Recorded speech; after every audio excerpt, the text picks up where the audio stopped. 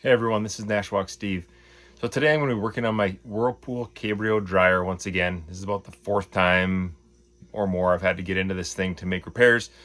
The problem we're having is with the rear seal of the drum. It looks to be not sealing anymore, so it's causing long drying times because instead of drawing in the good warm air that you want to draw in, you're pulling in ambient air from outside the drum as well because that back end isn't sealed to anything. So we're gonna go ahead and take a look at this. We've also been getting a lot of airflow faults on this thing when it runs as well. I don't think it's related, but we'll see if that helps with that as well, possibly. So we're gonna go ahead, I'll show you what it looks like on the inside of the drum and we'll start taking things apart from there. All right, examining the rear dryer seal, I see this area here where it looks good from what I understand. The dryer seal is supposed to poke through a little bit like that, but that is only like a foot or so of my dryer seal. The rest looks like this, where you can see nothing coming through, and if I move the drum, I get a lot of play back there too. So something is seemingly not right with that back dryer seal. We did have problems with the support rollers in the back, and maybe while those were ruined, it put too much pressure on the seal and it made it disintegrate, or I'm not sure. So what we're gonna do is get into this and get that old dryer seal off and put a new one on. Okay, first thing to do once you unplug it is to take this back panel off. You'll need to get down underneath here to release the idler pulley from the belt so the belt can be loosened up, so when you do get the drum exposed, you'll be able to take it out. And while I was back here, unplug the thing too, so we're not going to be exposed to any electrical hazards. Just a good idea. Okay, that exhaust tube just pulls off by friction. And don't forget, there's a little pesky screw right there above that tube that you don't want to forget. And it's kind of, the rest of them are all on the perimeter. That one's just out of the way there. Make sure you get that one so you can take it off. And then your back should pull off like this. There's a couple little tabs in the bottom you have to just lift it off of, and that will get your back removed. Okay, here's underneath my dryer what I was talking about. Look at all this hair, lint, there's a quarter right here. All this stuff is getting through my back seal, so I think this is part of the problem. So now the idler pulley I was talking about is right here. To release that, you just, let's see here, push up on the spring, and then I'm using my other hand to pull that belt around it. Just like that, and then you let your idler pulley back down. If your dryer is making any noise at all, I'd recommend replacing this at this time. It's really easy to do. Mine has already been replaced because it was making a lot of noise and squealing. It's just a simple piece you can buy on Amazon if you want and replace it. So, okay, now the belt's released, we'll go ahead and get back to the top. Okay, I'm starting back here because I think somehow I've got to get this head off or separated to somehow get this taken off. So I'm going to take these screws out back here. They're just sheet metal screws. Pop out about 5 of these back here and see what happens.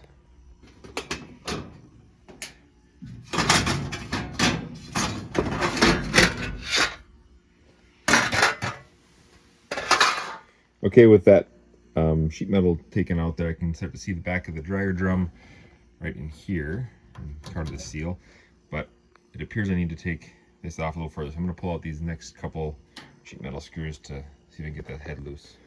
Okay, with those last 2 screws out, this top lifts up really easily, and then all you have to do to get the whole thing to come off is just push from the front to the back, and that pops it right loose.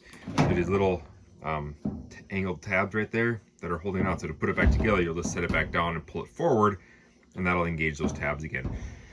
Now, because I have a cord connected back here, I need to find a way I can tip this up and not, interfere with that cord at all. So I have to keep this head kind of close. So I'm gonna have to pull it out a little further, I think. I have a cabinet above me here. I need to avoid that. Okay, the belt's loosened from getting that idler pulley spring taken off there. So here's what I'm seeing. This seal looks to be folded out the wrong way and kind of discolored.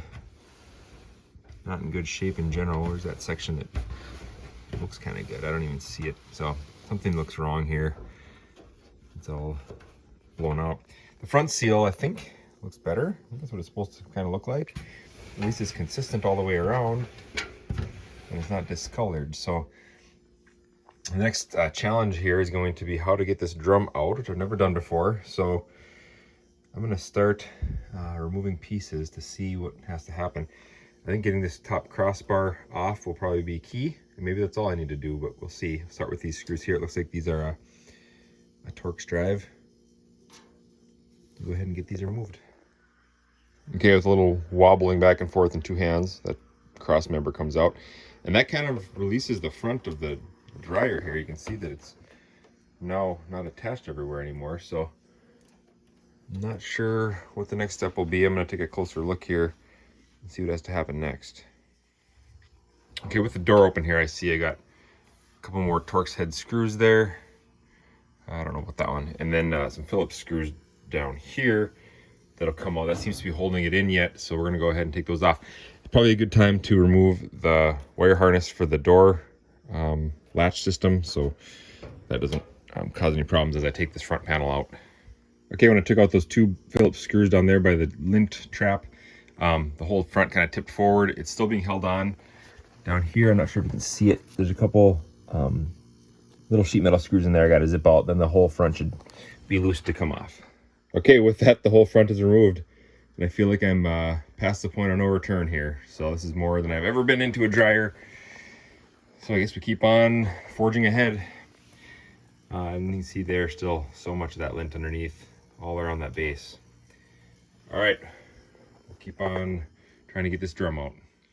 Okay, I just checked to see if there's any way the drum would come out yet, and it still seems pretty firmly in place here. When I push up on it, it's not ready to lift out. So we're gonna have to keep dissecting this thing. So I'm gonna go ahead and take off the next set of sheet metal screws here, and then around this duct down here.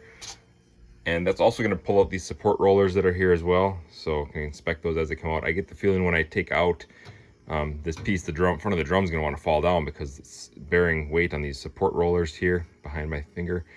We're gonna see what happens there. So we're really getting into this thing pretty deep, but I guess that's what this job requires. And there's one more wiring harness here too. It goes to some sensors here, which I believe are our internal temperature sensors on the inside here. I think that's what these are. We got to pull that harness off too. Okay, that did the trick. I was able to pull off this round front support thing here, and there's 3 support rollers on it. They kind of held up a little bit, so I needed 2 hands to wiggle it out with.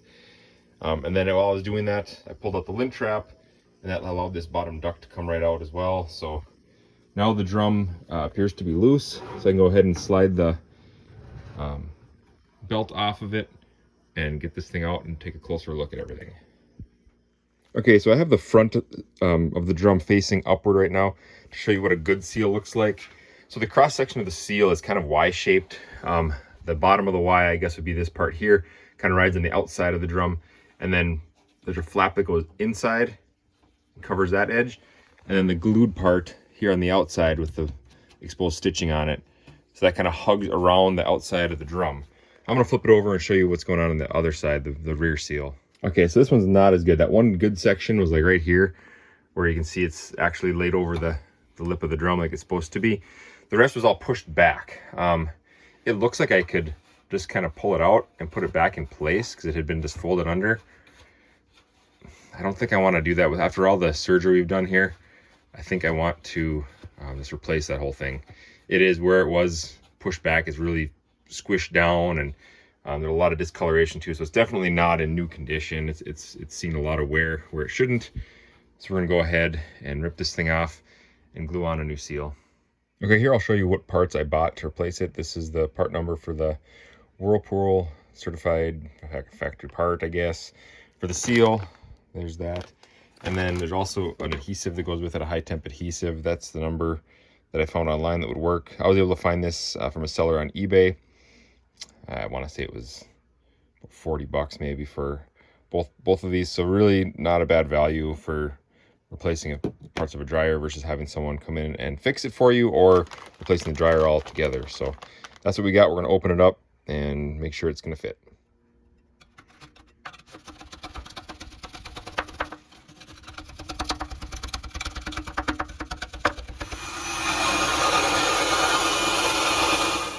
Okay, got all that glue and stuff off of here. We have a nice, fairly clean surface to put that new seal on. So we're going to go ahead and stretch that thing on. I'm told, or I've read, seen online that they're a little tight to go on, so I'm going to use 2 hands. Get that thing stretched on, and then we'll work on gluing after that.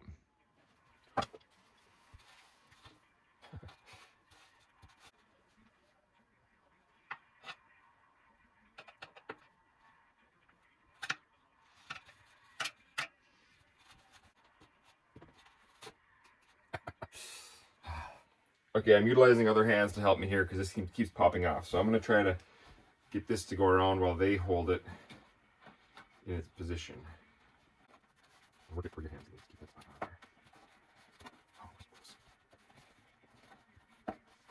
Get it? Got it. Okay, with the seal on there, not glued yet, we're going to go ahead and start lifting up this little lip here, sliding the glue tip under here and doing just a few inches at a time. And as I do it, I'm going to use clothespins here to hold it in place just to make sure we don't lose ground and have the seal slip off on us.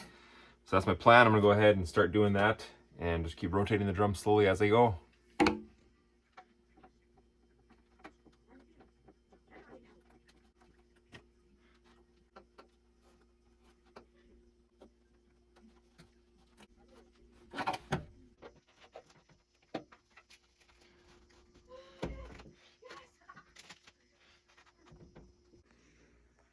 Okay, got it all pressed down nicely. I'm going to wait about 15 minutes, run my hands along the outside again the whole way just to make sure it's tight, and then probably let it sit, I don't know, maybe a half hour so that glue has some time to really set and know. I want to know it's not going to come loose. Then we'll keep moving on. Okay, we're putting things back together now. So I copied a method I saw online. I can't take credit for it. Using a copper wire. I didn't have to pull out a screw here like they did in that other video. I just had a hole naturally in my drum there where one of the fins goes. I just found a spot in the back where I could hook it in and then put it on here, so when I get this drum in place, I don't have to worry about holding it up while I'm putting the front on. So this has got it secured fairly well. Just had to slip it on over those rear support rollers and it holds itself pretty well there. So we're going to go ahead and basically just reverse the process we did of taking it all apart, which is just reassembly. So I'm glad I have a video to help me figure out what I did here. We'll go ahead and put the pieces back as they belong.